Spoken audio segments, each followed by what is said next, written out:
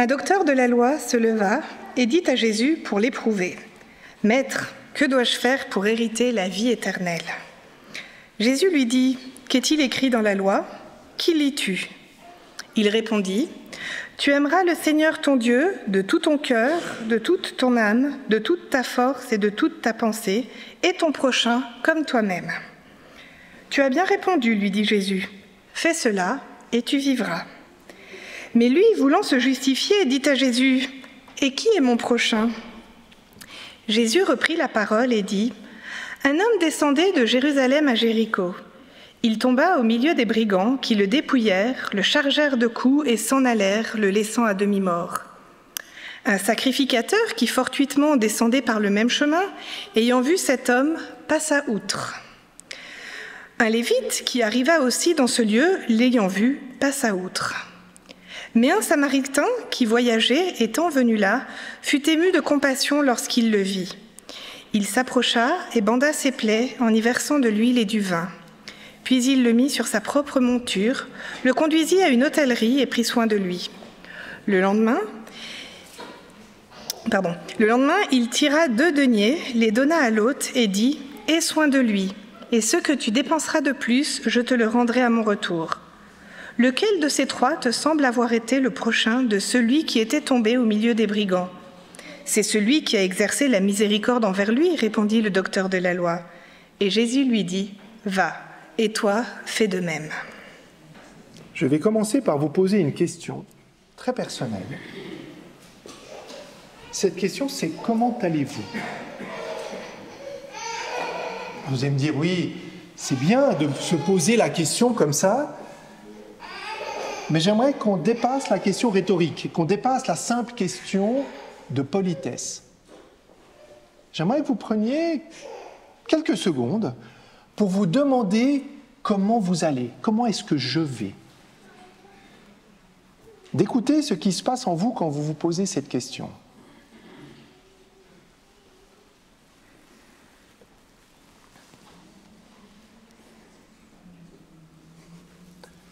Comment est-ce que je me sens ce matin, alors que peut-être ma semaine a été difficile ? Comment est-ce que je me sens ce matin, peut-être dans les conflits intérieurs que je peux avoir ? Comment je me sens ce matin parce que peut-être que j'ai vécu quelque chose d'extraordinairement difficile ou extraordinairement magnifique ? Comment est-ce que je vais ce matin, alors même que je suis venu ici et que je suis assis et que je m'apprête à écouter ce que le Seigneur a peut-être besoin de me dire personnellement ce matin. Et cette question, ce n'est pas la question que vous allez poser à votre voisin, c'est la question que vous allez vous poser à vous-même. On a passé un temps d'intercession, merci Claire-Lise, mais est-ce qu'on l'intercède pour soi-même ? Et j'aimerais vous inviter, avant de nous plonger dans la parole de Dieu ce matin, de prier ensemble. De prendre un instant pour nous en remettre dans les mains du Seigneur. Père éternel, ce matin, la question que tu nous poses à chacune et à chacun d'entre nous, c'est : comment vas-tu ? C'est souvent une question à laquelle on aimerait pouvoir répondre de différentes manières. Mais si tu nous poses la question ce matin, c'est peut-être parce que tu sais qu'il y a beaucoup d'obstacles, que souvent il y a beaucoup de difficultés, que très souvent je ne suis pas forcément disponible pour recevoir ta parole. Et si tu veux prendre soin de nous ce matin, c'est parce qu'en prenant soin de nous, nous sommes peut-être plus à l'écoute de ce que nous vivons, peut-être plus à l'écoute de ce que toi tu veux nous dire. Que ton Saint-Esprit ouvre nos cœurs et nos esprits à ta parole, pour qu'elle vienne panser ces plaies, Seigneur, que nous avons peut-être à l'intérieur de nous-mêmes. C'est en Jésus que nous te prions, Père. Amen.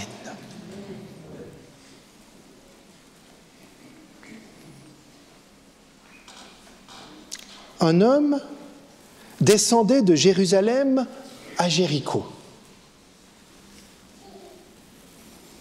C'est ainsi que débute cette fameuse parabole du bon samaritain. Ah, on la connaît bien, cette parabole. On l'a déjà tellement entendue, mais que va-t-on pouvoir apprendre de plus ce matin? Ou pour le dire autrement, mais qu'est-ce que le Seigneur peut bien vouloir encore nous dire à travers cette parabole que nous connaissons presque par cœur? Alors là, peut-être la première chose qui va nous surprendre, c'est que le mot « bon » n'est pas dans le texte. C'est la parabole du Samaritain. Alors c'est vrai qu'on dit souvent qu'il est bon, ce Samaritain, et c'est vrai qu'il est bon. Il est bon parce qu'il prend soin d'un autre qui est tombé au milieu des brigands, qui l'ont dépouillé, ils l'ont chargé de coups, ils s'en sont allés, et ils l'ont laissé, comme le dit le texte, demi-mort. Alors ce que nous retenons souvent de cette parabole ou de cette histoire de Jésus, c'est qu'il est bon parce qu'il n'a pas fait comme les deux autres. Donc il est non seulement bon, mais il est bien, il est juste. Il n'a pas fait comme le sacrificateur qui, par hasard, passait par là et à côté de lui, et il a passé son chemin. Ou alors le Lévite qui a fait de même. Sa bonté ne s'explique pas seulement dans le fait de ce qu'il a fait à l'homme blessé, et c'est ce que nous verrons ce matin, c'est que ce n'est pas simplement dans l'attitude du faire que Jésus veut nous interpeller, mais dans une attitude différente. Parce que le geste de compassion qu'il a eu, c'est un geste. C'est bien. Mais qu'est-ce que ce geste traduit ? Qu'est-ce que ce geste profondément veut nous dire à nous toutes et tous ce matin ? C'est vrai que son attitude a été différente. Le Samaritain ne s'est pas borné à relever le Juif que des brigands avaient assailli et dépouillé. Il ne se borne pas à panser les plaies de cet inconnu, y verser de l'huile et du vin. Il ne se borne pas à le mettre sur sa propre monture, à l'amener dans un hôtel, dans une auberge, à demander à quelqu'un de prendre soin de lui. Il y a un petit détail dans le texte qui va peut-être nous mettre la première puce à l'oreille. Le lendemain, nous dit le texte, et c'est Jésus qui nous parle, il tire 2 deniers de sa poche, les donne à l'aubergiste et lui dit quoi ? Aie soin ou prends soin de cet homme et ce que tu dépenseras de plus, je te le rendrai à mon retour. Chèque en blanc. Tout ce que tu dépenseras, je te le rembourserai. Le Samaritain, donc, se lance dans une aventure risquée. Il ne fait pas simplement prendre soin de cet homme, il va le confier à quelqu'un. Remarquez qu'il passe le relais. Et en passant le relais, il lui dit « Tout ce que tu dépenseras de plus, je te le rembourserai quand je reviendrai. » Ce qui laisse sous-entendre, entre parenthèses, que l'homme reviendra et qu'il prendra certainement des nouvelles de ce blessé. Il s'engage donc à payer en retour les dépenses supplémentaires. Alors aucun chiffre n'est donné, il ne met aucune condition et surtout, il ne met aucune limite dans ce qui va être dépensé. On ne sait pas combien de temps d'ailleurs, et ça pourrait prendre peut-être des sommes importantes.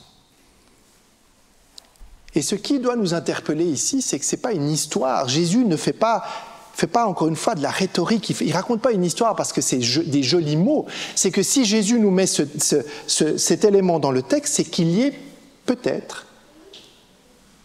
a peut-être dans cette information un détail essentiel. Ce que le Samaritain fait, c'est qu'il va aller au-delà de ce qui lui a été demandé de faire. On aurait pu s'imaginer, il prend soin de cet homme, d'ailleurs il prend soin de lui, le met sur la monture, l'amène à l'aubergiste, lui dit « Écoute, je te le confie parce que je ne peux pas rester, je te laisse gérer la suite. » Non, il va plus loin parce qu'en s'engageant à prendre financièrement la suite, il est dans une sorte de dépassement. Il va dépasser les limites. Un dépassement total pour les autres. Il s'engage totalement pour cet homme-là. Mes amis, est-ce que le dépassement, ce n'est pas le cœur du message des évangiles ? Je lance un petit caillou blanc. Mais pour bien comprendre cette parabole et pour bien comprendre ce dépassement, j'aimerais vous inviter à, et là il faut que vous ayez le texte sous les yeux presque, à prendre le texte au début de l'histoire. Il nous faut revenir à l'origine et au contexte de cette parabole. Un docteur de la loi, et je reprends le texte, se lève et dit à Jésus pour l'éprouver, notez bien pour l'éprouver, « Maître, que dois-je faire pour hériter la vie éternelle ?» Alors, ce que Jésus va saisir, en tout cas, de cette interpellation provocante ou provocatrice de ce docteur de la loi, eh bien, il va lui demander justement de se référer à la loi. Tu veux m'avoir sur le domaine de la loi, eh bien, je vais, entre guillemets, t'interpeller sur le domaine de la loi. Et il lui dit, que dit la loi ? Et là, en bon juif, il se souvient du texte du Deutéronome et du Lévitique, et il va répondre quoi ? Tu aimeras le Seigneur ton Dieu de tout ton cœur, de toute ton âme, de toute ta force, de toute ta pensée, et ton prochain comme toi-même. Ce texte central, puissant, magnifique, que cet homme va d'ailleurs réciter vraiment de manière, j'ai presque envie de dire, automatique, parce qu'il la connaît tellement, va quand même toucher le cœur du message. Le cœur, l'âme, la force, la pensée. Le cœur, la volonté, l'âme, la vitalité, la force, l'énergie, la pensée, l'intelligence. Voilà que ce texte parle d'amour qui va toucher tous les aspects de l'être humain. Sauf que voilà, quand on a dit ça, on a tout dit, et puis vous serez d'accord avec moi, c'est qu'on n'a rien dit. Parce que ce n'est pas parce que je récite un verset par cœur, que je le connais fondamentalement, que je vais pouvoir régler le problème. Mais quelle est la vraie préoccupation du docteur de la loi ? La vraie préoccupation est-elle véritablement la vie éternelle ? Est-il vraiment une question de salut ? Est-elle une question de royaume ? Ou alors, c'est plutôt une manière de se confronter à Jésus sur un terrain sur lequel il pense être le plus fort, celui de la loi. Et alors là, comme on dirait aujourd'hui, il a perdu une bonne occasion de se taire parce que, voulant se justifier, parce qu'il sent qu'il est en train de perdre du terrain, ce n'est pas moi qui le dis, c'est le texte, eh bien, il va poser une question. Et cette question est extraordinaire parce que, en posant cette question, et Jésus, je pense, le voyait arriver, eh bien, va le prendre au pied de la lettre. Mais alors, Jésus, qui est mon prochain ? On voit bien que là, il va ouvrir une porte. Notez bien que tous les détails que nous avons donnés jusqu'ici sont dans le texte. Si j'insiste dessus, c'est bien pour que nous n'oublions aucun des éléments lorsqu'on va essayer de tirer un enseignement de cette parabole.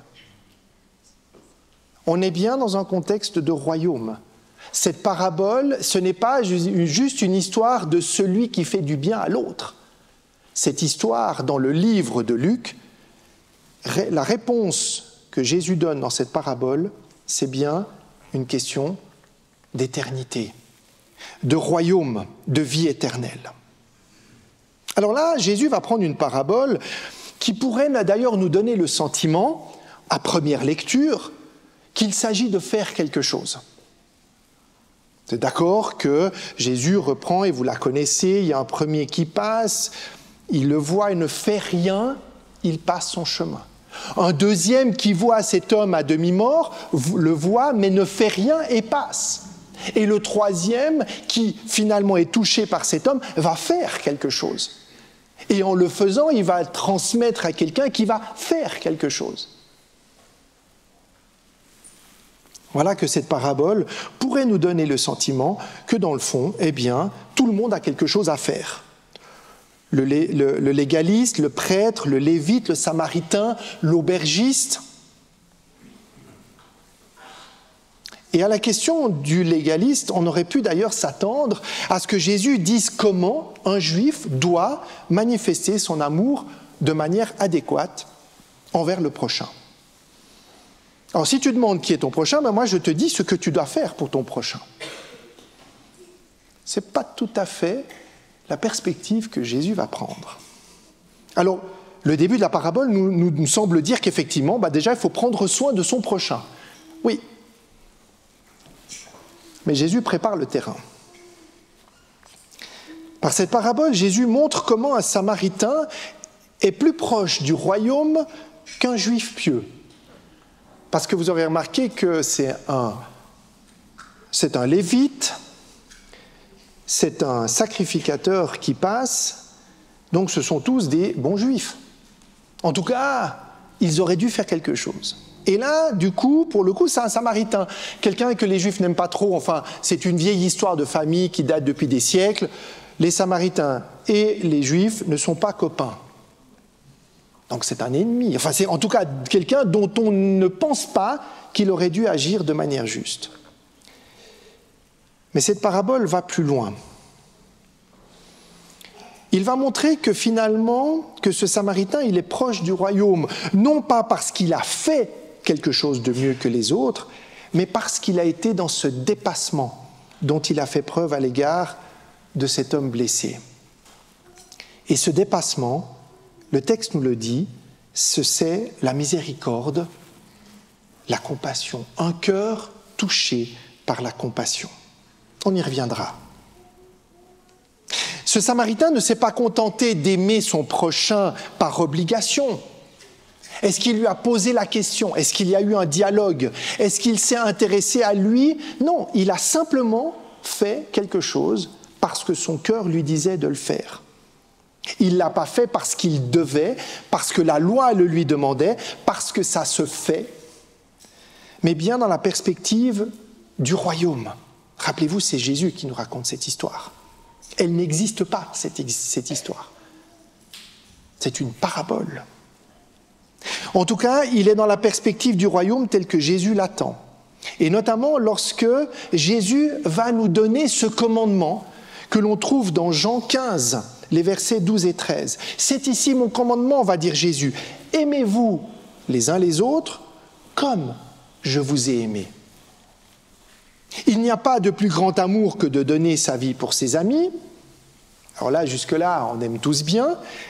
Vous êtes mes amis si vous faites ce que je vous commande. Aimez-vous les uns les autres. Voilà que ce Samaritain a répondu à ce commandement d'amour. Un dépassement pour notre prochain, mais un dépassement qui s'inscrit dans une autre logique que la logique humaine. D'ailleurs, si on avait l'occasion, on ne le fera pas ce matin, on pourrait trouver 1000 bonnes raisons pour lesquelles ni le sacrificateur ni le lévite ne se sont arrêtés. La loi précise que je deviens impur si je touche un malade ou si je touche quelqu'un de mort. Enfin, il y a 1000 raisons. Le Samaritain, lui, ne s'est pas posé ces questions-là. Il a répondu au commandement d'amour. Certes, ce que le Samaritain a fait de son plein gré, c'est déjà grand. Quand vous prenez soin de quelqu'un qui est à tel point malade ou pas bien ou probablement au bord de la mort, eh bien le geste, il est humainement beau. Mais le geste de s'engager à prendre en charge ce que l'autre dépensera en plus peut nous indiquer, par ce détail, que dans la bouche de Jésus, ce dépassement-là est le signe d'un amour qui est plus grand que juste un amour humain. D'un amour qui est digne du royaume, d'un amour qui ne peut pas se mesurer et qui ne se compte pas. Mes amis, si on réfléchit comme ça, vous serez d'accord avec moi pour dire que cette parabole, elle n'est pas facile. Il n'est pas facile du tout de comprendre et d'appliquer cette parabole. Parce qu'il y a la perspective qui nous invite à aimer d'un amour autre, à aimer d'un amour différent, un amour qui nous paraît impossible, irréaliste même. Et c'est bien pour ça que Jésus ne va pas prendre le légaliste dans son jeu à lui. Il ne va pas essayer de le culpabiliser en disant « Tu vois, tu as essayé de me provoquer, moi je sais bien, mon gars, que toi tu penses à la loi, que tu vas appliquer la loi, et je suis sûr que dans la loi tu ferais juste. Mais moi, mon ami, je vais t'inviter à aller plus loin. Je vais t'inviter à dépasser ton raisonnement. Je vais te demander de trouver une application de ce commandement d'amour pour passer du faire et à l'être, pour être véritablement touché au cœur. » Alors vous allez me dire, oui, mais qu'est-ce qui nous dit que Jésus pousse à ce dépassement ? Simplement la suite du texte. Parce qu'au moment où le légaliste va poser la question « Et qui est mon prochain ?», qu'est-ce que va faire Jésus ? Une fois qu'il a raconté la parabole, il va poser une autre question. Est-ce que Jésus répond à la question du légaliste ? Non. C'est très culturel, hein ? Dans le monde juif, lorsque quelqu'un pose une question, on pose une question. Non pas pour montrer à l'autre qu'il ne sait pas, mais pour justement ne pas le confronter, le blesser ou l'humilier. Puisqu'une question, lorsqu'elle est ouverte, permet justement à l'autre de réfléchir. Si Jésus avait donné la liste des choses à faire, la sorte de to-do list pour être un bon juif et pour bien l'appliquer, eh bien, nous, on l'appliquerait aussi. Mais la question qu'il pose est plus profonde et elle est clé. Lequel de ces trois te semble avoir été le prochain de celui qui est tombé au milieu des brigands ? À la question de savoir qui est mon prochain, Jésus va dire « Tu as été le prochain de qui ?» Notez bien, c'est subtil, mais c'est fondamental. Jésus laisse entendre ici que la vraie question n'est pas « Qui est mon prochain ?», compris de manière passive, « Lui, c'est mon prochain ». Léo, c'est mon prochain. Caroline, c'est mon prochain. Gabriel, c'est mon prochain, etc. Mais plutôt, est-ce que je me suis conduit comme le prochain de l'autre ? Et là, ce n'est plus un sens passif, mais un sens actif. Jésus ne fournit donc pas de renseignements quant à celui que l'on devrait aider, car le fait de ne pas observer la loi et les commandements, celui de l'amour ici en l'occurrence, ne vient pas du manque d'amour. Ce n'est pas parce que je n'aime pas ou que j'aime que l'action qui va être faite est juste. Ce n'est pas d'une connaissance nouvelle de la loi dont le docteur avait besoin. La loi, il la connaît. Mes amis, la loi d'amour, nous la connaissons tous. On sait tous qu'on doit aimer notre prochain. Mais Jésus nous pousse ce matin à nous poser la question, est-ce que je suis le prochain de l'autre ? Pas simplement, qui est mon prochain ? Parce que dans le qui est mon prochain, il n'y a pas d'action de ma part. C'est un constat. Mais lorsque je me pose la question, est-ce que je suis le prochain de l'autre ? Vous réalisez la nuance ? Ce n'est donc plus seulement la perspective de moi par rapport à l'autre, c'est mon ami. Mais c'est la perspective de l'autre vis-à-vis de moi. Qu'est-ce que l'autre pense de moi ? Est-ce que, dans ses yeux, je suis son ami ? Donc ce n'est pas dans la perspective du royaume, mes amis, rappelons-le, ce n'est pas seulement l'attitude d'amour que j'ai pu avoir pour mon prochain qui compte. Amour, comme on le voit dans la parabole, qui peut être très arbitraire, parce que j'ai beau savoir que la loi me dit que je dois prendre soin de mon prochain, quand je risque d'être impur, eh bien, je passe mon chemin. Ce n'est pas seulement l'attitude d'amour, donc, que j'ai pu avoir pour mon prochain qui compte, mais aussi l'attitude d'amour qui a été attendue par mon prochain envers moi. Lequel des trois a-t-il été le prochain de celui qui est tombé au milieu des brigands? Et vous pourrez regarder dans toutes les versions bibliques. Cette question-là n'est pas une formulation de traduction. C'est exactement la manière avec laquelle Jésus a posé la question. Est-ce que l'amour que j'ai pour le prochain importe le plus? Ou est-ce que je dois aussi prendre en considération l'amour que mon prochain attend que j'ai pour lui? Double perspective. Mon attitude, mais aussi l'attitude de l'autre. Et là, vous voyez que tout d'un coup, on n'est plus dans le faire. Vous voyez que tout d'un coup, en lisant cette parabole ainsi, ça nous pose un problème personnel. C'est déjà tellement difficile d'aimer son prochain. Mais comment est-ce que je vais pouvoir encore imaginer, tenir compte de ce que l'autre attend de moi? Quand on disait que Jésus nous pousse à un dépassement, on est au cœur même de ce dépassement. Les deux perspectives sont donc importantes. Alors oui, je sais que ce matin, probablement parmi vous, certains vont se dire « on a déjà tellement entendu parler de cet amour de Jésus ». Certains diront « on en a peut-être trop entendu parler ». Préparez-vous parce qu'on va continuer à en parler. Et pas seulement aujourd'hui. Parce que la question que Jésus nous pose nous dérange. Et si cette question ce matin ne vous dérange pas, posez-vous la question pourquoi? C'est pas possible. Je ne peux pas ne pas être dérangé lorsque Jésus me dit que je dois presque mourir pour mes amis, que je dois aimer comme lui aime, que je dois considérer l'amour pour l'autre et aussi l'amour que l'autre attend de ma part.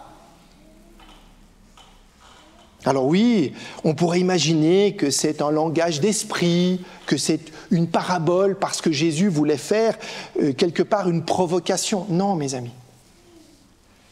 Parce que tout l'Évangile tourne autour de cette question clé. Il paraît évident que Jésus veut, et il sait si bien le faire, nous bousculer ce matin. Et cette parabole du bon samaritain, c'est pour ça que le bon, on devrait l'enlever, parce qu'on s'arrête au bon, il a fait ce qui est juste. Non, parce que le samaritain a fait quelque chose de plus que de faire. Il a compris ce que l'autre attendait de lui. Je ne dois pas regarder au faire, mais je dois pousser à l'être, d'être dans cette écoute. Là où je pense avoir fait ce qu'il fallait pour l'autre, et c'est souvent notre raisonnement, Jésus me pousse à me dépasser pour comprendre véritablement cette relation d'amour que Dieu attend de moi vis-à-vis de l'autre. Là où je vais considérer que j'aime mon prochain, Jésus me pousse à me mettre à la place de l'autre et me demander si je suis vraiment le prochain de cet autre. Si dans mon attitude, je suis le vrai prochain de mon prochain. Alors vous allez me dire, oui, mais une fois qu'on a dit ça, on a tout dit, mais on n'a rien dit. Parce que d'être bousculé ainsi, il faut quand même que j'essaie de trouver une porte de sortie. Je suis dans une impasse, j'y arrive pas. Et Jésus le sait. Force est de constater que dans ce dépassement personnel, il y a quand même quelques pistes qui ressortent. Je vais vous en donner 4 ce matin. Les 3 premières sont plus simples. Elles paraissent évidentes, mais on les oublie. La première, et je le dis encore une fois, vous en trouverez peut-être d'autres. Et parmi ces pistes-là, elles vont aussi nous bousculer, mais n'allons pas non plus trop fort. La première de ces pistes, c'est de regarder la perspective de l'amour du prochain selon son regard à lui. Cela nous décentralise de notre attitude personnelle. Ah, moi j'attends ça de l'autre. Il ne m'a pas fait ça. Si je fais ça pour lui, il doit me le rendre en retour. Le changement de perspective me décentralise. Ce n'est plus moi ce que j'attends, c'est ce que l'autre attend de moi.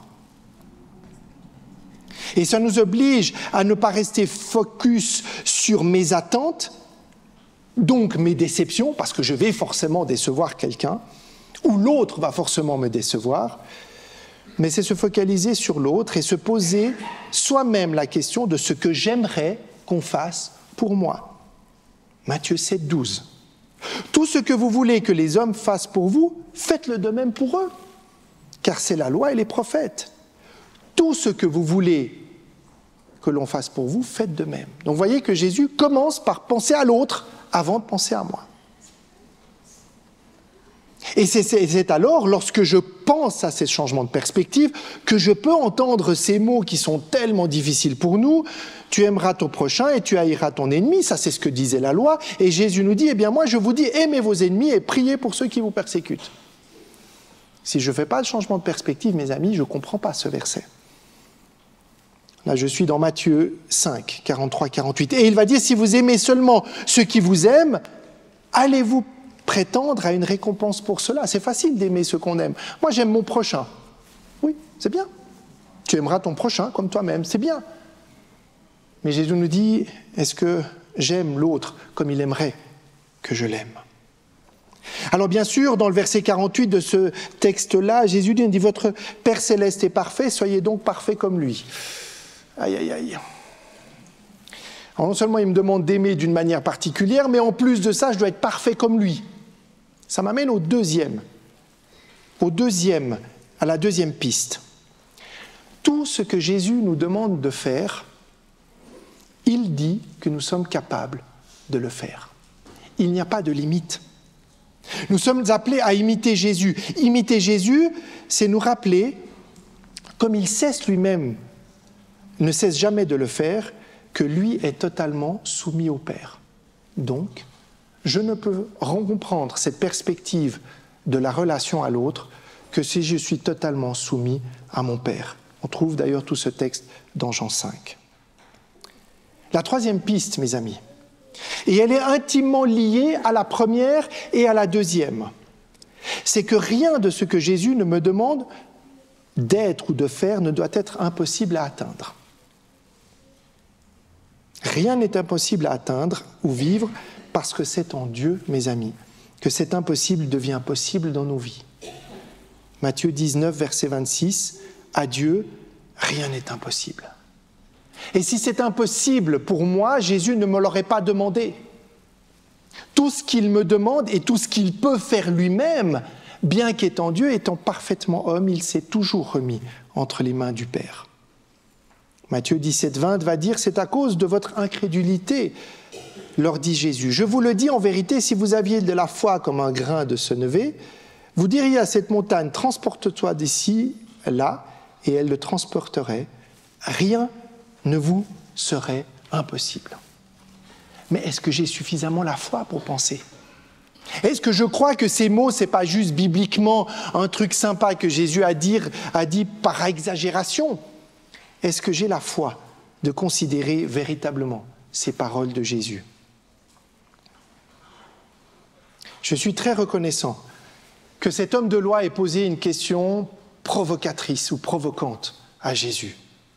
Parce que finalement, ça m'a permis de cheminer avec cet homme aussi. J'arrive souvent avec mes grands principes de « Seigneur, je connais la loi, je connais la parole, je sais comment l'appliquer. » Et Jésus me dit « Oui, mais moi j'ai envie que tu ailles plus loin que ça.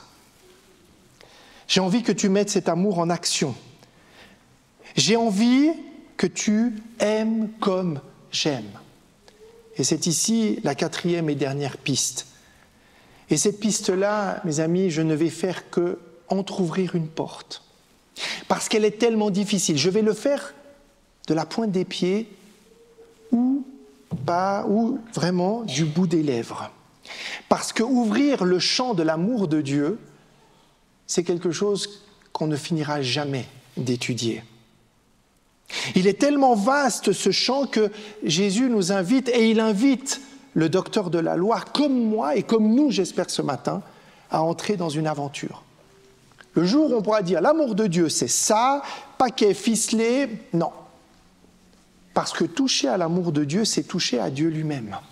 Est-ce que je peux définir Dieu ? Non. Je peux l'enfermer dans une boîte ? Non.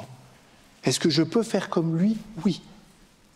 Mais si je veux faire comme lui, comment dois-je faire ? Eh bien, je cherche, mes amis. Il n'y a pas de réponse. Je discutais ce matin à la maison et puis on disait, oui, mais il faudrait savoir, oui, c'est facile de dire tout ça et il faut aimer, mais comment je fais concrètement ? Cherchez, cherchons. Cherchons à explorer ce qu'est l'amour véritable de Dieu, ce qu'il aimerait que j'aie dans mon cœur vis-à-vis de mon prochain. Et ça, c'est une aventure. Parce que nous sommes invités à aimer en vérité. Dans 1 Jean 3, 18, il est dit la chose suivante. « Petits enfants, c'est nous les petits enfants, n'aimons pas en parole et avec la langue, mais en action et en vérité. » Et lorsque je me demande de qui suis-je le prochain, Jésus me pousse à comprendre la véritable perspective de l'amour. Un amour qui est miséricorde, compassion, charité, partage. C'est un amour noble qui est désintéressé, pur, gratuit, tendu vers le prochain. Bref, un amour, mes amis, qui n'a rien d'humain. Et nous y sommes véritablement incapables par nous-mêmes. Mais c'est bien d'un amour parfaitement divin dont il est question. Ce fameux amour agapé. Ce mot tout simple, mais tellement puissant, que l'on trouve dans tout le Nouveau Testament. C'est un amour qui trouve son origine unique en Dieu, pas en l'homme. Impossible à l'homme seul, mais poussé et conduit par l'Esprit, cet amour qui se manifeste dans l'attitude de Jésus, dans sa relation à lui-même et à Dieu, et qui doit se manifester en moi. Dieu est agapé. Jésus est agapé dans sa relation avec le Père. Dieu est agapé dans sa relation avec moi. Et je suis appelé à avoir un amour agapé entre moi et mon prochain. Souvenons-nous que c'est sur cette radicalité de l'amour envers Dieu par-dessus tout et envers notre prochain, comme nous-mêmes que nous sommes appelés à aimer, un dépassement total et inconditionnel. Et Jésus a fondé tout son évangile là-dessus. Et lorsque Jésus pose la question au docteur de la loi pour lui dire « Lequel de ces trois te semble avoir été le prochain de celui qui était tombé au milieu des brigands ?» L'homme répond que c'est celui qui a exercé la miséricorde. Nous, on dirait la bonté, la compassion ou encore l'empathie. Vous savez, cette capacité de se mettre à la place de l'autre. Oui, ce bon samaritain était bon, non pas parce qu'il a fait, mais parce qu'au fond de lui, il avait cet amour divin, cet amour agapé. Cette différence venait d'un homme dont le cœur avait été touché lui-même par la miséricorde de Dieu. Et vous savez que le mot miséricorde, on ne s'arrêtera pas là-dessus ce matin, c'est un autre mot grec, éléos. Et ce mot grec, si on regarde dans la version grecque de l'Ancien Testament, chaque fois qu'il est question de la miséricorde de Dieu, c'est cette même miséricorde qui est traduite par ce même mot. Il n'y a pas d'autre mot quand on parle de la miséricorde de Dieu envers nous que de la miséricorde que je dois avoir envers mon prochain, comme le mot agapé. Donc n'essayons pas de dire il y a un amour divin et un amour humain. Non, c'est le même amour, mes amis. Et Jésus termine en disant à l'homme de la loi, comme il nous le dit à chacune et à chacun ce matin, « Va et toi, fais de même. » Va et toi, fais de même. Aime comme cet homme, fais comme ce bon Samaritain. Mes amis, ce matin, est-ce que nous sommes prêts à faire de même, à être de même dans notre attitude envers notre prochain? Est-ce que nous pouvons passer de qui est mon prochain à quel prochain je suis pour mon prochain? Sommes-nous prêts à laisser ce dépassement, cette aventure de l'amour de Dieu envers notre prochain nous interpeller, comme Jésus veut le faire?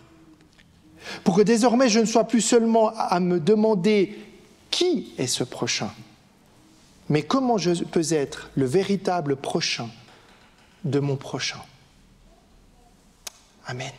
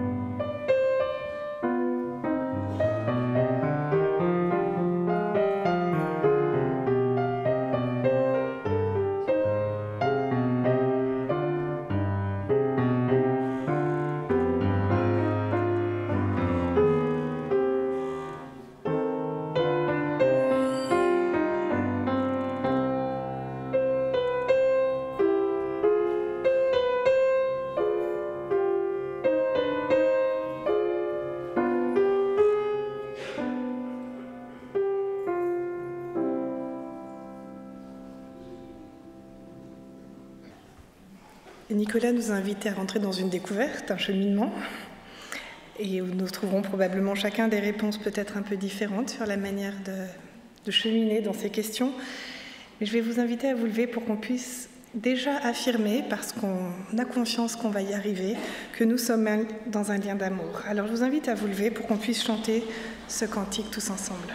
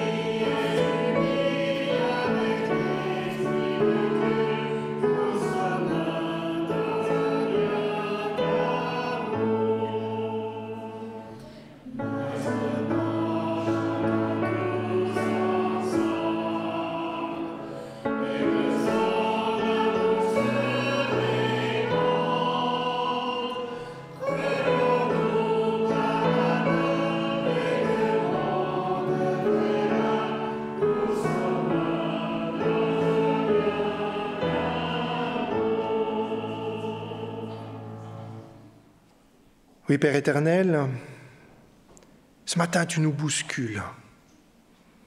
Alors peut-être qu'on est très au clair avec ce commandement d'amour que Jésus nous donne, mais peut-être que ça nous dérange, ça nous fait mal. Parce qu'on va chercher à se justifier, Seigneur, de tout ce que l'on fait de bien, de tout ce qu'on n'arrive pas à faire parce qu'on n'en est pas capable. Mais entre tes mains, Père, nous sommes des apprenants, nous sommes des chercheurs. Apprends-nous à aimer. Apprends-nous à avoir cet amour en nous pour que notre regard change. Que nous ne soyons pas le centre de cet univers d'amour pour nous-mêmes envers toi, mais que dans cet univers, l'autre ait aussi sa place. Que je sois capable d'écouter, Seigneur, au-delà de mes sentiments, de mes peurs, de mes frustrations, de mes attentes. Que je sois capable de recevoir l'autre de manière inconditionnelle. Parce que cette inconditionnalité ne vient pas de mes propres sentiments, mais du regard que tu nous invites à avoir, de ce changement de perspective. Qui suis-je, le prochain pour l'autre? Est-ce que je peux être ce prochain pour mon prochain? Est-ce que cet amour que tu me demandes d'avoir, je suis capable de le considérer dans ma propre existence? Parce que je suis aussi le prochain de mon prochain. Parce que le prochain est aussi un prochain pour son prochain. Et c'est parce que nous sommes prochains les uns des autres que nous formons et que nous sommes et que nous faisons Église. Seigneur, que ce matin nous puissions nous laisser interpeller, déranger, parce que tu le fais avec tellement d'amour et non de la culpabilité. Personne ne doit sortir ce matin, Seigneur, et tu ne le veux pas, avec un sentiment négatif, mais au contraire, avec une envie de rechercher plus encore ta présence, ton amour dans nos vies. Que ton nom soit sanctifié et béni pour le chemin dans lequel tu nous invites et que nous puissions recevoir cette parole réconfortante que tu nous aimes, que tu veux le meilleur pour nous, Seigneur. Et que nous puissions aussi recevoir ce matin, ces paroles de Paul en signe de bénédiction. Que la paix et l'amour avec la foi soient donnés aux frères et sœurs de la part de Dieu le Père et du Seigneur Jésus-Christ. Que la grâce soit avec toutes celles et ceux qui aiment notre Seigneur Jésus d'un amour inaltérable. Eh bien, que nous puissions recevoir cette paix et que nous puissions aller dans la paix et la confiance. C'est en Jésus que nous te le demandons, Père. Amen. Bon sabbat à toutes et tous.